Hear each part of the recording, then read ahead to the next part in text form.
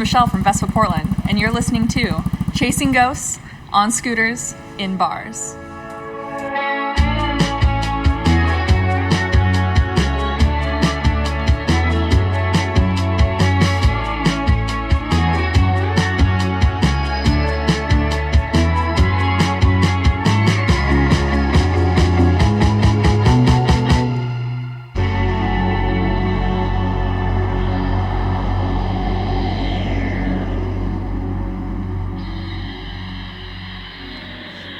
Chasing Ghosts on Scooters in Bars, the podcast that blends many cool cocktails with the modern scooter lifestyle and the paranormal.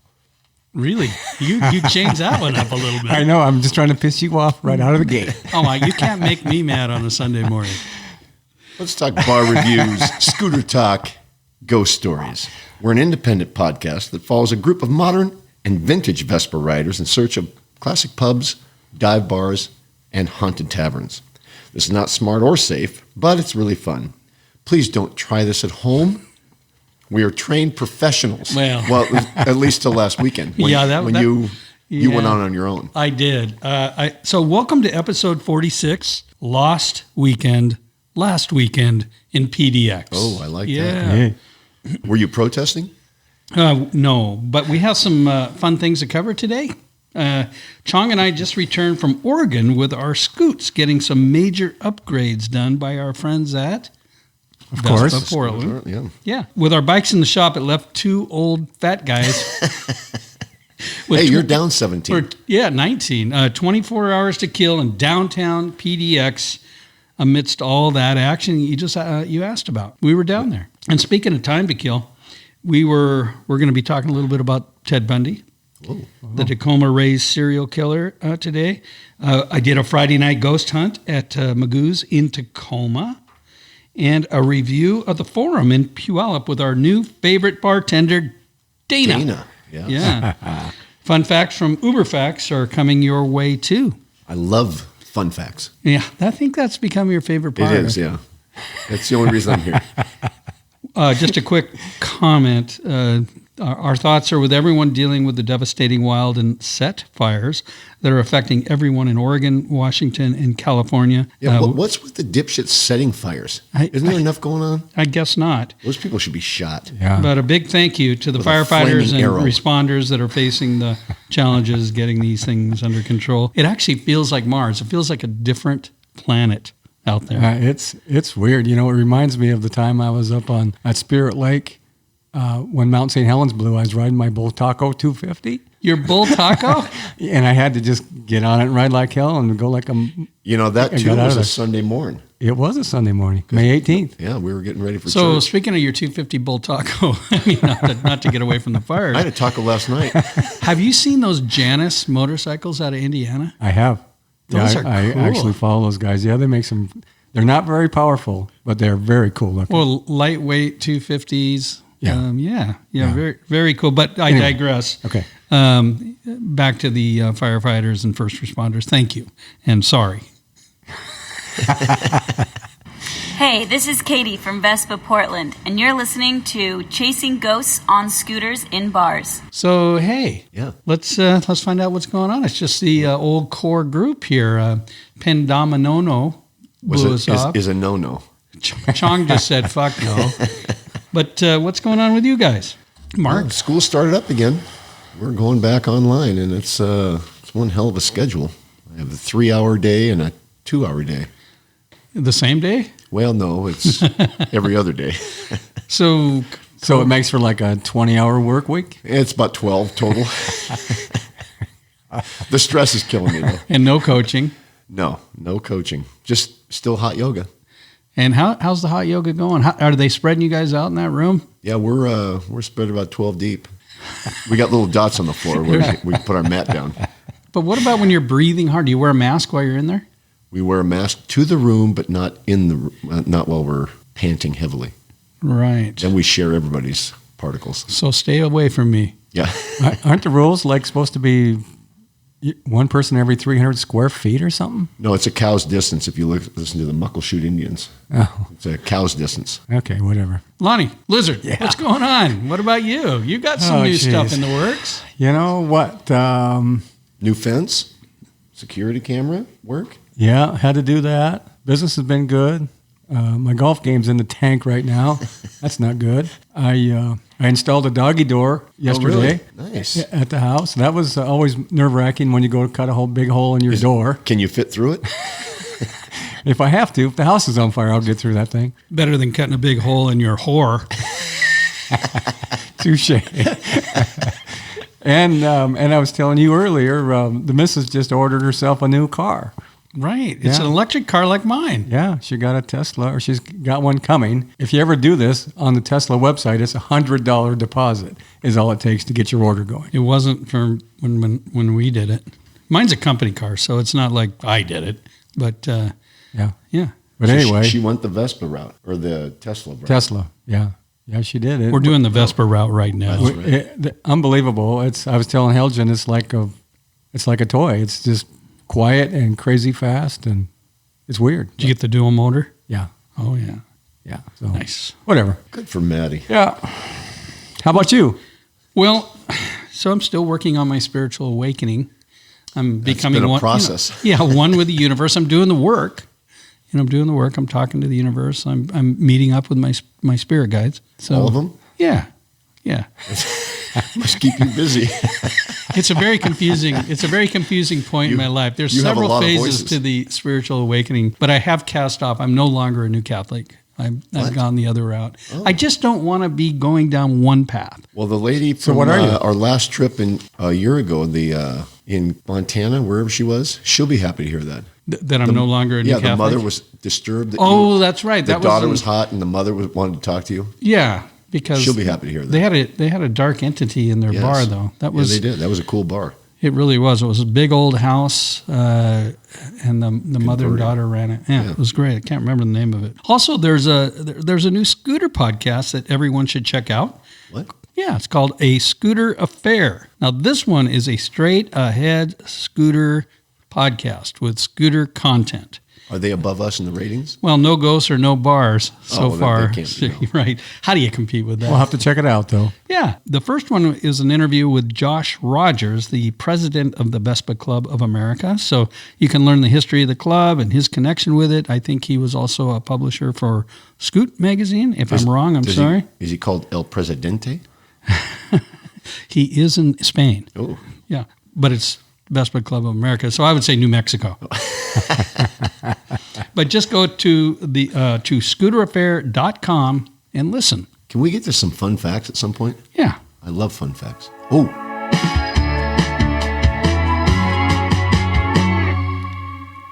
Okay, now we can talk about some fun facts, Mark. love it. So you're Catholic, right? I am. Okay, how about this? 4 popes, historically, Right. 4 popes Is that a band? have reportedly died while having sex. Oh, those poor altar boys.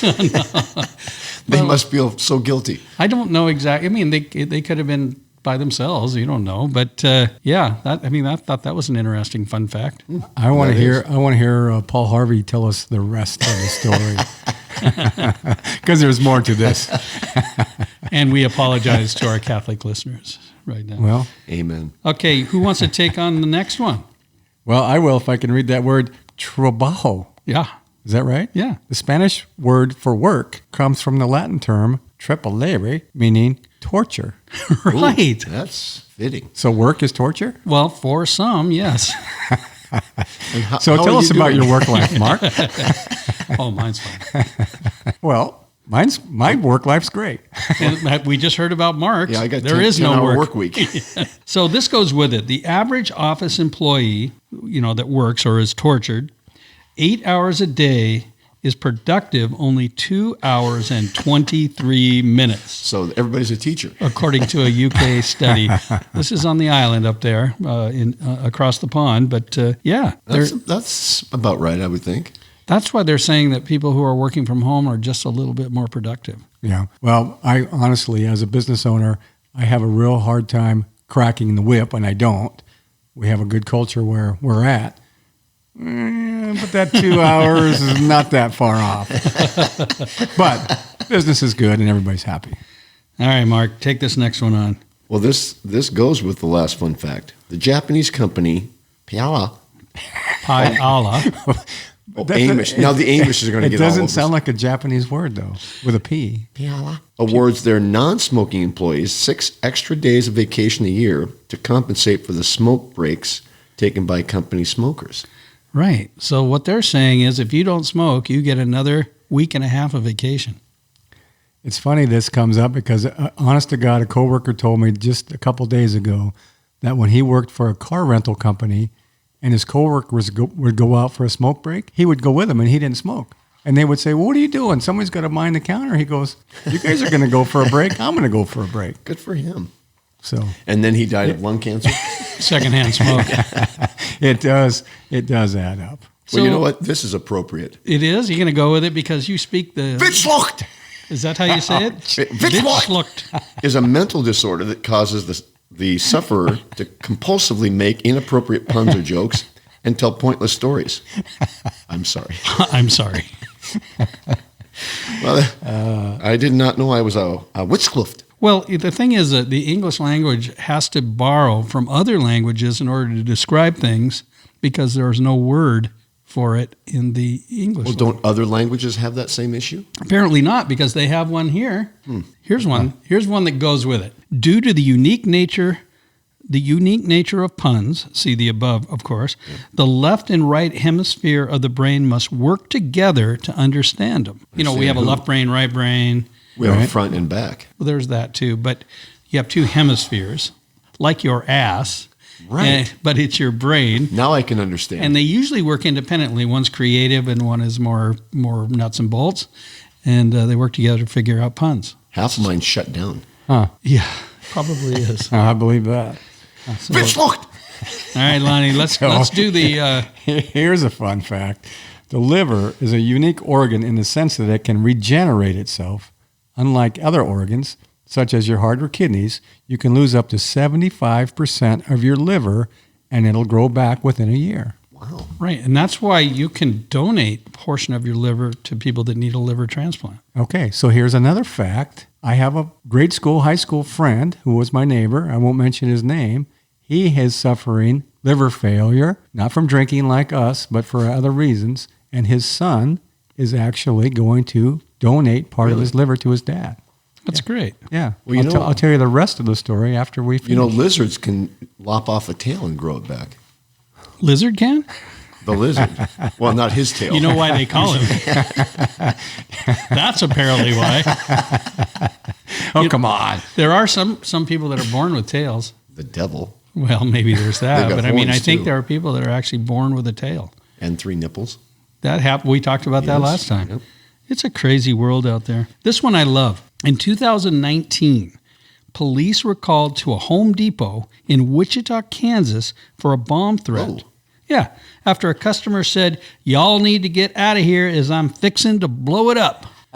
That's So dangerous. yeah, they That's a little did. scary. And they listened to it. That is scary. It turns out the man just needed to poop, and he was warning the other customers in the bathroom. That's a nice man who ate chili the night before. Oh my goodness! Oh.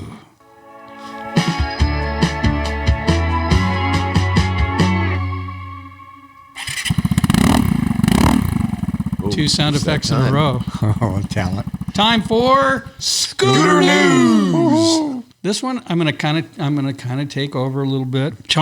Bobby Chong, and I went to Vespa Portland Well, can I last interrupt real weekend. quick? This was like the first trip that you two have taken on your own in quite some time. 'Cause Yeah. we've kind of bombarded your brotherly trips, Yeah, which is what this whole thing started as. Well, it's a win-win. So Chong and I go to Vespa Portland. We make an appointment, and we load our scooters on our trailer. We haul them down to Portland. And I'd like to start with an apology to the city of Portland. About time. I'd like to apologize. You owe Seattle, Puyallup, Tacoma. I'd like to apologize to Vespa Portland, and I'd like to apologize to Don M. for misbehaving while I'm down there, because it isn't often that you just break away with your brother and you don't have anything to do. And so what do? You drink. Might as well drink. Yeah, so we did that. I'll start with the work I got done on my scooter. What did you do? Yeah. Pretty exciting. I have a really cool scooter. It's got a lot of upgrades. It would take the whole podcast to go through them all. But I went down there and they put on 2 new tires. You have a beer fat tire. I had put on 2 oversized tires on my 300. I thought you lost weight. We have an oversized rider. It has a different feel to it, but it's great. I had a full major service on new belt and all kinds of things, and the clutch housings and all the way through the bike. So that's great. It's running a lot better because they recalibrated the computer. I got a new black tinted LED crazy looking headlight. So we are going through the whole thing. No, not everything I've done to the bike. Listen to you. And I've got an air horn, really loud air horn on the bike. So it's. You sound like Foghorn Leghorn now. I do. And I got heated grips installed. So Plus. beside my Blanket. my apron that I wear, I've got heated grips and muffs, and my new light and my new horn, and of course it's all murdered out. So You're it's just really like cool. pudding. You're just pudding right now. Oh, shit. So I got home. Oh, I also got a new Carrazzo jacket. Oh, It's hanging up over there. I wish you would wear that during the podcast. I should, but I'd What be a did little Bobby bit do warm. to his? Bobby he copied me on the tires. He went with the oversized tires. He got the full major service, and he had a new horn installed as well for his. He took his second 300. That's he has right. 2. His other one, yeah. did Bobby need tires? Well, he had Remember the he had original tires on it with 8,000 miles or something like that. Oh, he's got that many on that scooter. I didn't know that. That's not the blue one. He took his gray one down. Oh, okay. His one he Okay. keeps up in the island. Yeah, the one he got a flat on the last trip, he did not replace the tires. I can't keep up with Bobby and all his scooters. So anyway, my bike is, and thank you, Vespa Portland. My bike is running great. My acceleration is smooth now. It's not hesitating. It has a great new feel with the tires. Yesterday it was cold. I turned on my heated grips. They work perfectly. How's your digestion? My digestion is fine. Everything seems great in your world. Yeah, really. Well, I take a nice probiotic, Of course you do. so things And you're are meditating and right. Look at you. I'm one with the universe right now, especially when I'm writing. So there you go. And so Bob and I dropped off our scooters on Friday morning at about 10:15 a.m. ooh, good timing. They ran them. They had their 2 techs ready to run them straight in the shop, which they did. And Bob and I found ourselves with nothing to do at 10:30. Oh, you're right. What do 2 people do in Portland? I with don't nothing to know. do? I don't know. We got an early check-in at our hotel, which is the Marriott Residence Inn, I believe, Nice which plug. is a Yeah. nice yellow building down on the water, about a mile from the protest area. Right. 7 blocks or something. So of course, So you what put did your what did mask we on do? and darkened up and went? We got our room set up. When we headed out looking for a bar, and we didn't find one. It took a while. We actually walked a couple of miles before we found an open bar. That is a COVID And problem. by Wow. the time we did, we walked into a bar called the Fields down in the Pearl District down there. And it Been was there? a nice little sports bar, small setup, nice people, good service. A little sarcastic and feisty, which I like. Right up your Portland. Yeah. So they were interviewing a new bartender who was the way they interview them is they put them behind the bar and they ask them to make a drink. Right. And that was nice. And then while we're sitting there, now it's getting long. It's about 1 in the afternoon, 1:30. The Paymaster Lounge, which is a little ways away up on Nob Hill, opens at 2. And Bobby Chong, wanted me to see this bar. He liked it. He'd been there in the past. Oh. So I texted Andrew at Vespa Portland, and I said, hey, can you hop on your scoot and come meet us for a happy hour cocktail at the Paymaster? Was he available? He was like, yeah. No way, Yeah, Andrew. well, no, he's one of us. He Yeah. knows.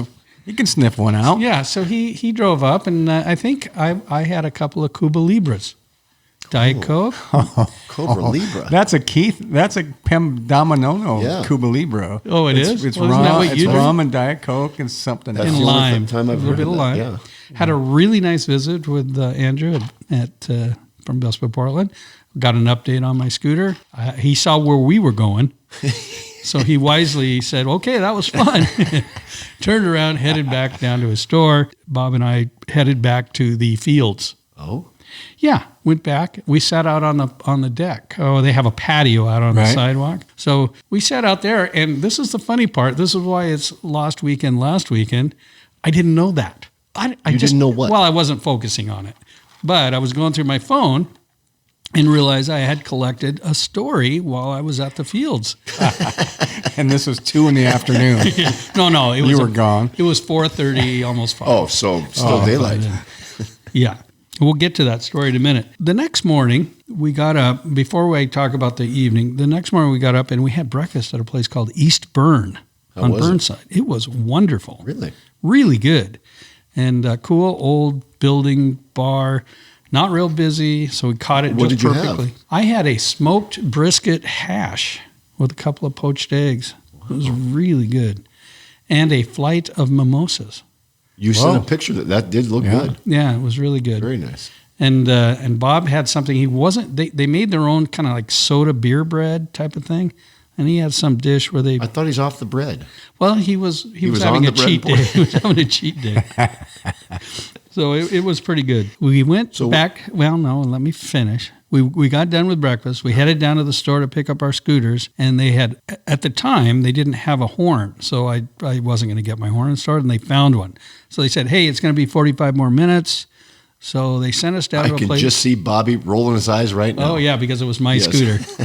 So they sent us down to this bar called My Father's Place, which is known to be just a kind of a really classic. You know, all our fathers are dead. That's a happy thought. Did that hurt you at all? Yes, that hurts me. But in there we met, I believe, Erica and Sarah, and I had one of those ESP moments. We witnessed that in Leavenworth a year ago. Yeah, and I with Sarah, I said, there's somebody with an S name in here, and it was Sarah. I said, your dad's name is Mike, and she goes, it is. And I said, and your mom's name is like Melinda, Miriam? She goes, it's Miriam. And so... Wow. So anyway, that was fun. And I then, hope you stopped there, though, unlike Leavenworth, where you kept going. I did stop. Oh, good for you. And then Bob and I ordered a pancake. That's a little random. So it was How'd this you order a classic pancake breakfast out of place. nowhere? But so anyway, we're gonna a shout out to my father's place. And you said, these are pancakes. With peanut butter, orange marmalade, and hot maple syrup. It was really good. And the waitress said, you're right, it is a pancake. She was a server. So very cool, self-styled, older dive bar. I loved it. So if you live in Portland, head down there. Back to Christy at the Fields and her story. Yeah. So let's this is on hear about Northrop. If you're not in there, so like I said, nice people and a fun little deal. But while we were sitting there, we were sitting out there. The owners, the people that served us earlier, came out and said hi. They were getting off work. Go there. It's a good bar. Give it a good rating. Like scoot to it now. Let's scoot to it now. You know what? Portland's a great place for food and bars. It really is. Yeah. But our president's going to go in there and clean it all up and nothing flat. There you go. He's your president. All right. Here's Christy. I picked this story up. This is like a bonus story because I didn't know I had it. Love it. Well, when I was a very young girl, I think I was around 7 or 8 years old, I was with my cousins, and my older cousin, who was about 21, had died in a motorcycle accident. And we were all together, and You're fine. they got out the Ouija board, and I had never done the Ouija board before. I knew nothing about the Ouija board. And we were doing different questions. And one of them, they had not found his name was Dick, and they had not found his class ring at the house. And they were looking for his class ring and different things that he had left behind. And we did the Ouija board, and they asked specific questions, and they had me as one and his sister as the other person. And we were doing the Ouija board, and they were asking these questions where his belongings were. One was his class ring that I remember because it was a long time ago. And it said it was in this closet. It said specifically where it was in his closet. And later they found it there. Wow. Yeah. And it totally freaked me out. As a child, I was totally freaked out by the whole thing. Told me later on that. And I remember That's where just they having my found fingers it? on the Ouija board, and it was moving around, and I had nothing. And it was just like moving on its own. I was just following it. Wow. And it said where his things were. And they found it there? And they found it there. Okay. And you can tell I'd had a couple there. Yeah. My apologies to Christy and everybody at the Fields. We finished up the night. Hence the overall apology to Portland. Right, to the whole town. We had dinner at Can Font, where we had multiple bottles of wine, I believe, and a nice paella. Who picked the joint? I don't know. I think Bobby did. Cam Font? You were gone. No. Yeah, you were. So anyway, I had to look up on Yelp where it was that we had dinner. No, it was really good. We had a lot of fun, and we were sound asleep by 9:30. Well, I guess when you start in the morning, it's all right. Yeah, it was a big day. It was a really big day, and we went to bed early, and we were excited about getting home on Saturday.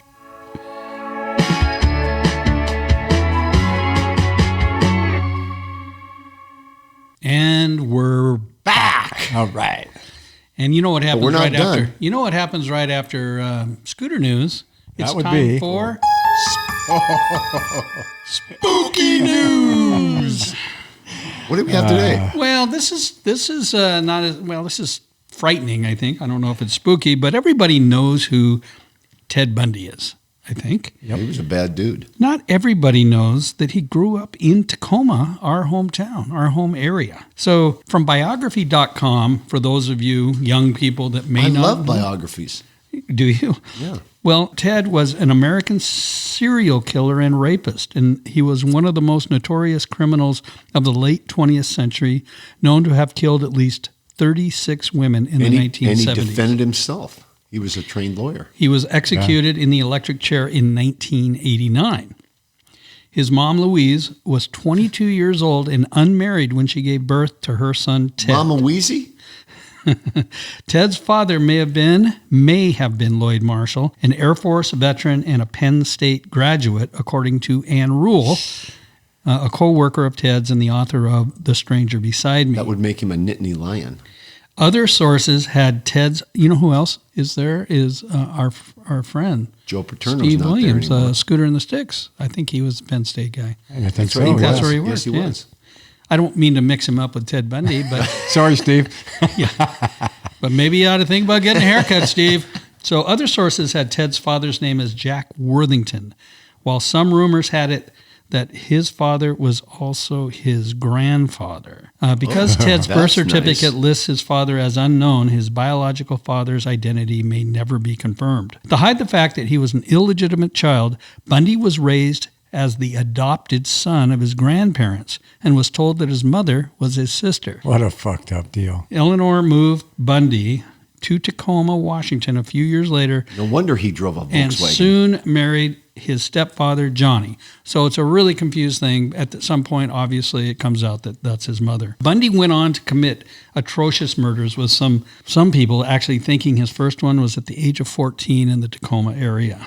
And we could cover all the different horrible things that happen to people, and we feel terrible for their families. But really, Let's not go down that rabbit the hole. story No. today is actually about the house he grew up in North Tacoma, near one of our favorite bars, Magoo's Annex. And we featured it a little while back on our podcast. Our friend Carl. That's right. The local News Tribune featured a story of the contractor that recently did some remodeling. It was actually a couple of years ago. And the house was to be flipped, right? So they went in to...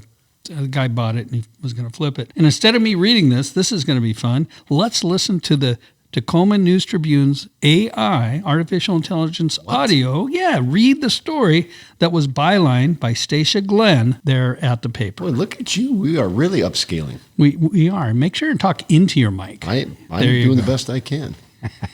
Ted Bundy grew up. So many things, in fact, that a contractor hired to remodel the home penciled Bible scriptures on the walls and brought in 2 pastors to bless the house. I'm not one to believe a lot of this stuff, but this house made me a believer, said Casey Clopton, the contractor. A cry for help appeared on a window as crew members worked in the basement. Heavy furniture wedged into a wall toppled over. Doors and cabinets seemed to open themselves. It all started in September, when David Trong bought the 1,400 square foot home with plans to redo and flip it. He didn't research its history, so he didn't know the local lore or who had lived there. The little blue house was built in 1946, the same year Bundy was born in Vermont. The Bundy family moved into the home in 1955 and later moved to the North End, records show. Louise Bundy was no longer living in the little blue house in 1989, when her 42-year-old son was executed in Florida after being convicted of killing 2 sorority sisters and a 12-year-old girl. Investigators linked him to at least 30 slayings, though they believe there were dozens more. His killing spree started in 1974 in Washington and continued for years across 11 states. They were a really nice family. Bundy was 9 when his family moved into the 4-bedroom, 1.5-bathroom house. Neighbors recall him having a bedroom on the ground floor, though at least one record indicates his room was at the foot of the stairs in the basement. He lived there with his mother, stepfather, and 4 siblings. "I don't ever remember seeing Ted," said Hope Murray, a neighbor who grew up a few houses down and later bought her childhood home. She recalls playing with Bundy's younger sisters and Louise Bundy babysitting her. Once, she went to their house but was told to stay out of Ted's bedroom because he had the measles. "They were a really nice family," Murray said. Bundy insisted he grew up in a wonderful home with 2 dedicated and loving parents. Louise Bundy was a staunch defender of her oldest son and long insisted he was innocent. Her stance softened after he made several death row confessions. In his final interview with a psychologist just before he was executed, Bundy said his family regularly attended church and believed his violence stemmed from an obsession with pornography that fueled dark fantasies. Some believe Bundy started killing when he was 14, and that Anne-Marie Burr, an 8-year-old girl abducted from her North End home in August 1961, was his first victim. Bundy denied it in a letter to the girl's mother, written after he was imprisoned in Florida and named as a suspect in Anne-Marie's disappearance. Louise Bundy said back then she was sure he didn't commit any crimes while living under her roof. And DNA testing done in 2011 was unable to link Bundy to the missing girl. He is, however, still listed as a suspect in the case because detectives could not clear him. Despite Bundy being one of the most notorious serial killers, there is no evidence he committed crimes in his childhood home. That doesn't stop some neighbors, and now the contractors, from believing there's something spooky about the house. "Help me and leave." Clopton, the contractor, first visited the house after he was hired in October. He took along his 11-year-old daughter, who sometimes goes with him and takes dictated notes from her dad about the work that needs to be done. "My daughter started crying," Copton said. "She said she felt weird. She didn't like it there. She refused to be alone in the house and was so uncomfortable they quickly left." Clopton returned the next week with a demolition crew. One crew member echoed the sentiment that the house didn't feel right. Then things started happening, things Clopton kept dismissing as pranks among the crew. There was the time they re-entered the house, which had been locked, and every door, every cabinet drawer, was open. Or the time the workers were cleaning up the flooded basement and spotted the words "Help Me" written on the glass. A screwed-on screen protector would have made it difficult for someone outside to write it, Clopton said. A heavy dresser inset in the upstairs hallway wall somehow pulled itself out and landed face down on the floor while the crew was downstairs. Workers said it takes at least one strong man to pull it out and there was no way it could have fallen on its own. Periodically, throughout the course of the job, we had weird things keep happening, Clopton said. Cell phones and other electronics occasionally would get unplugged and immediately die. The word "leave" was found written in sheetrock dust on a bedroom floor with no footprints around it. Clopton eventually chatted with some of the neighbors about the odd occurrences, asking if there had been a rash of neighborhood break-ins. That's when he learned Bundy once lived in the house. Clopton passed the information to Chong and James Pitts III, the real estate broker. Pitts said he was shocked but excited by the discovery because he has an interest in true crime. "It was really eerie but really neat," he said. "We made sure to keep quiet initially because we weren't sure how people would react to knowing a serial killer lived there." Although a handful of potential buyers asked Pitts about Bundy once calling the house home, he said the people who recently bought the house did not. It's unclear whether the new owners are aware. They couldn't be reached for comment. 2 pastors and blessings. After Clopton found out the house's connection to a serial killer, he decided it was time to seek help dealing with the haunting-like occurrences. So he called a Puyallup pastor and asked him to bless the house. 2 pastors went from room to room, reading scriptures and saying blessings. They encouraged the crew to continue playing Christian music while they worked. They suggested writing Bible verses on the walls, which the workers did. The penciled writing can no longer be seen beneath the fresh paint, but Clopton hopes they will continue to offer protection. "Everything in that house fought us, and I was kind of weird about it," he said. "But I go to church and I have God with me." The house was completely redone with new paint, a bright yellow front door and renovated floors and ceilings. But the history remains. Wow. I'm gonna declare Louise is in that job too. Wow. Well, the thing is, they talked about the contractor playing Christian music. That would run anybody out. Even a new Catholic. Yeah. So, Carl, did you have a comment, Lonnie? No, Carl from Magoo. Keep going. Yeah, the owner that we recently interviewed also grew up in the area near University of Puget Sound, and he was a friend of Ted's brother. Really? Yeah. And what's interesting is that my brother, Jeff Carlson, who did the Calaveras County Monster bonus Love his episode voice, for too. us. Episode number 19. He and Ted were together for a brief period of time at UPS Law School in a class together. Used to sit right next to him and talk to him. So it's a really small, odd, crazy, sad world Smoky in some world. ways. Yeah. Oh, shit. Anyway, the night that they executed Ted in Florida, Carl had a dream. I'm calling it his dream sequence. And I recorded his experience. You went to go do a secret read, right? Yeah. A private read? What's a private read?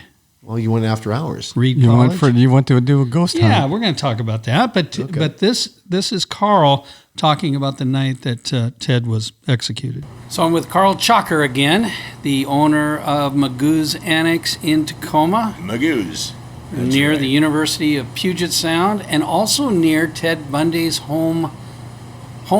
Yes, his family lived very near the campus, and acquainted and friends with his brother. Ted was adopted, but I know his brother. He's infamous in this area and, of course, all across the country. Yes, probably the most famous serial killer of the 20th century, I would think, or right up there. But he was executed in I think about 1988 or 89, and it was in the wintertime, and it was on a Tuesday, I believe. And the reason I know that is because Crystal Mountain here nearby had half-price skiing on Tuesdays, so two of my friends and I would drive up every Tuesday to go skiing. And it was about 4:30 in the morning.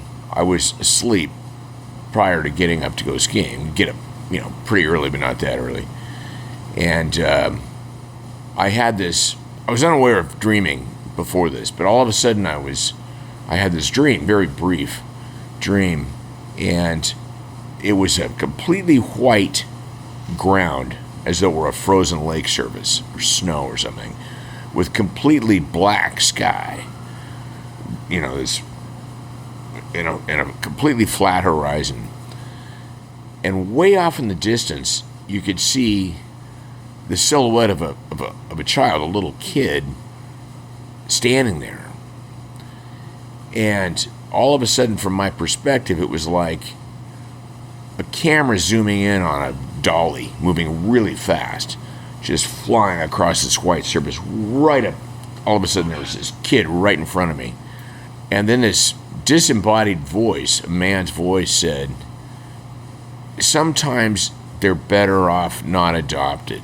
Something to that effect. Something about sometimes, or maybe sometimes it's better to adopt. And Ted Bundy was an adopted child. And it was terrifying because it was so stark. And I just shot straight up in bed in kind of a cold sweat. And then I couldn't really get back to sleep, but I didn't really give it much thought. And then on the way up to the mountains just beyond Enumclaw, I remembered this dream, and I was telling the story of the dream to my two companions in my car. A few minutes later, on the newscast on the radio, they'd said that at 7:30 a.m., Ted Bundy had been executed on the East Coast in Florida, which was exactly 3 hours. It was the exact same time I had this dream, because there's a 3-hour time difference. And so at exactly that moment, I had this shocking dream, no pun intended, that had me just sit bolt upright in bed. So wow. That was, quite the eerie coincidence, If it was, I think we're all connected on some. Oh, absolutely. I agree, yeah. So, and you knew the brother. So. Yes. And my stepbrother went to law school with Ted. Oh, is that right? At UPS here, University of Puget Sound Law School. Mm-hmm. When they first started it. Yeah. Or was it Was he there or was he University of Washington Law School? Well, no, he was at well, he might have done both, but Yeah. he at some point was at UPS. UPS and Law School. Was in class with Jeff, my Yeah. brother. So, cool story, Carl. Yeah. Very cool. And where are we now? We are sitting after hours at Magoo's Annex doing a ghost hunt. We are. And we've got equipment set up. We're going to be setting up a laser in a little bit, maybe Laser setting up a camera or two. And we've had a few words coming through an Oculus, but we're just now settling down and seeing if we can get some action. So, Carl, thanks for having us. Oh, well, thanks for coming. It's always a pleasure to meet you folks. So, These nice Minnesota girls. yes. Well, yes. It's this is a lot of fun. So. All right, thanks. There you go. That was my last interview with Carl. Did you notice there were sirens in the background? And dogs barking. Yeah. That's just the way it goes. Carl is a good storyteller. I think we should have, on every podcast, we should have like Carl's Corner. Carl's comments. Well, he's very interested in the paranormal. He owns a bar. He's talking about getting a scooter. So there you he's go. We'll in. do Carl's Corner. I'll just go up there and, hey, Carl, I need you to record about 3 minutes. We need our own bar stools. When we can have bar stools again. Yeah. We need our own bar It'll stools. be Carl's comments. So we were there. The bars have to close at 10 now. Well, you and right? Because of COVID. Pandominomo and his wife and Right, friend. and her friend that was up from Sacramento, but both Mary and Carol are from the Midwest originally. Then Carl and I were there as well, and we were in the most active area of the bar where they get a lot of things that have happened in the past. Did you get any activity on your reader? I got a few relatively good hits on the voice generator. One of them was kind of interesting when I asked about, are you aware of current events? Are you aware of things going on right now? And it popped up right away and said politics. Ooh. So yeah, it was kind of cool. And then And to our global listeners, we're a fucking mess in the state of United States. This is an apology to the world now, not just Portland. They know. So there was another one. My name came up, and it was appropriate to the question that was answered, and a few others that What did it say? happened Has to- been? Yeah. No, should be. I did some EVP work, or I went in and did recordings in the women's bathroom where there's actually an upstairs in the office and that sort of thing. Didn't really get anything. What did Mary say? when No, you went in well, the I could women's hear her bathroom? talking. Yeah, she was probably uncomfortable with that. She was still in there. It was fun though. That was I a mean, good we were story. in there for a couple of hours after, and what we did is we said, hey, we got to go. And Carl, who doesn't normally go to his bar that late at night, especially on a Friday, which is a day he likes to take as a day off, he decided to stay.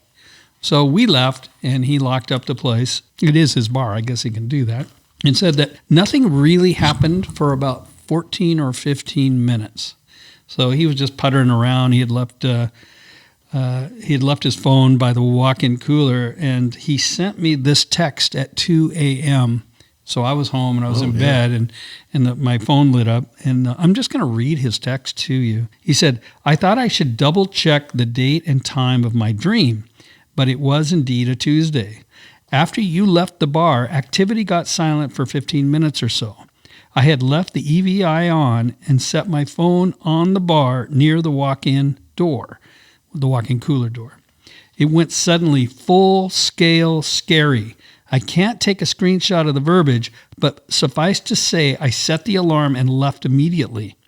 The words generated were bloodletting, kill, and throat. Whoa. I have often wondered if there is an AI, we just talked about an AI, that logically responds to what is being spoken around the phone, but not in this case, because he was silent and it was just sitting there.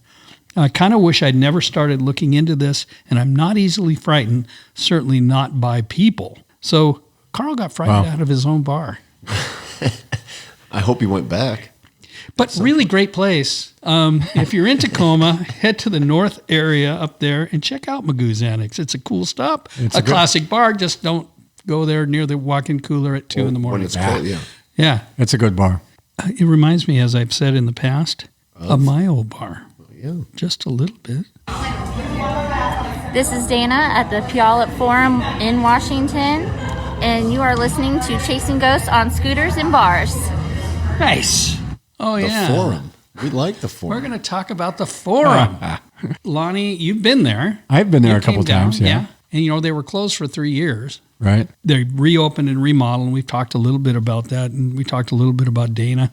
But it's actually probably the best laid out bar, I think, in Puyallup right now, which is a burgeoning little downtown area that's growing like crazy. Right. No, it's a nice place, clean and simple. Wait till the actual bar is open, the actual bar, when we can get there right, where we past can COVID. sit at the bar. Yeah. And Dana's very nice. She's great. I mean, she drives a 4-wheel drive pickup, lives up in the mountains, Yeah. and comes in and does her thing. And she's, like I said, she's been on vacation for a couple of weeks. Does she chew tobacco? She needs to come back. I don't think she chews tobacco. Oh, okay. Maybe she did once. Once in college. But she did tell us a little story about the bar. I mean, since it's been reopened and remodeled, I think it stirred some things up, and the help there are talking about it. So let's hear Dana's story. Okay, so we're with Dana, and we are at the Forum in Puyallup, and she's had things happen. Something happened that was kind of scary. Dana? Yeah, so I've been talking to a coworker this day, and we were, kind of joking about whether or not this place had, friends here. Spirits. And anyhow, so we were closing up and about to walk out, and one of my coworkers flipped the lights off, and all of a sudden we heard this huge crash upstairs. I don't know what it was, but I looked back up and didn't see anything, so we started to walk out and heard another knock on, I think it was the pipes over here. Wow. And so that was that experience. And then about, 2 weeks later, I came in and had some people asking about the building and, whether or not we had, any ghosts or anything. And I was like, I think there's something here. And all of a sudden these signs started swaying back and forth.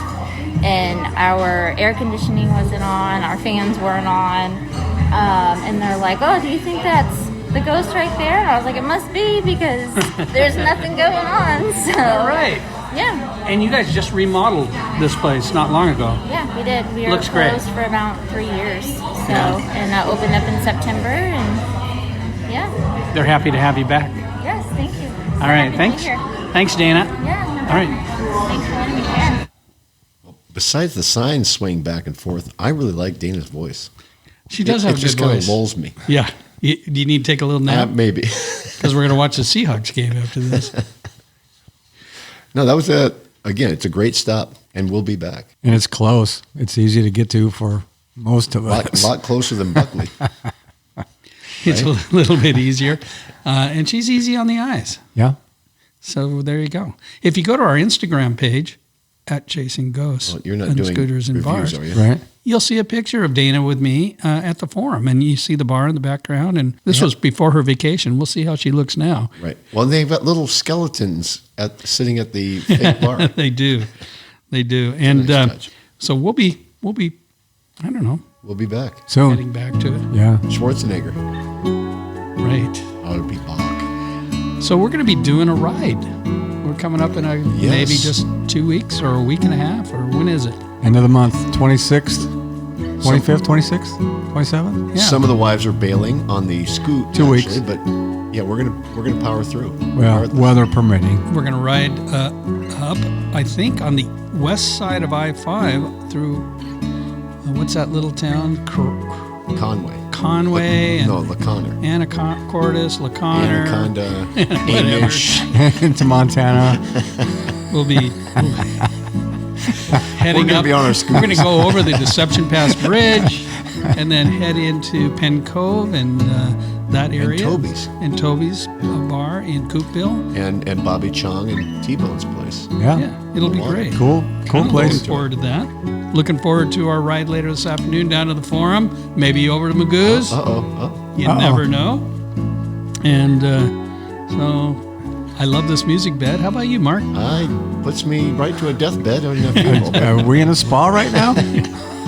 No, but I was this morning. It's time for your massage. My boner just went down. As I communed with the universe this morning, I put on some similar music, chakra clearing music that I was doing. But so there you go. We talked a lot about dark things on this particular podcast. Yep. We had ghost stories. We had apologies. We had Ted Bundy. scooter talk. It's a little bit dark. Did some bar reviews, and yeah. So I'm A full episode. I think it was. So just a quick thank you to you for listening all the way through, if you have. Thank you to Weeknites for the original music, and our crew here in the Garage Podcast opened up studio. The old faithfuls. Yes, for the space that we've created. So Yep. the sound may not be as dense as it always is because we have to stay apart. Well, but, and the smoke outside has affected our lungs. it really has. I can just feel it the whole time that we're talking. Well, but if you grew up with secondhand smoke like I did as a child, this would be no problem. I was only about 11 or 12 and Don Carlson quit smoking. Oh. In fact, the night he quit smoking, I didn't know he'd quit. And it was my job after dinner every night to run to the master bedroom, to their bedroom, open up his nightstand drawer, grab his pack of white and red Marlboros, right? And bring him his cigarettes after. Such a good little boy. Yeah, after dinner. And so he's decided to quit. I didn't know it. He'd probably obviously not say anything, but we get done with dinner. I run in there like a good little boy. I bring him the pack of cigarettes, and his whole face just dropped. And You're killing him. Yeah. Damn it. I heard some swear words, and my mother grabbed the cigarettes and Inga. Yep. With her foot. My father would only have shirts that had the pocket on his chest for his cigarettes, so we didn't have to get them. And he had a foam pad that he would lay out on that was the his porch. camper life. Okay. Anyway, until then, be safe out there. Mask up for more reasons than one. Well, it was a good last episode, I guess. I'm going to get on my bull taco and ride home. There you go, in my new Janus scooter. So glove up, keep your head on a swivel, the rubber side down, and ride. Rubber's on. Right, baby, ride.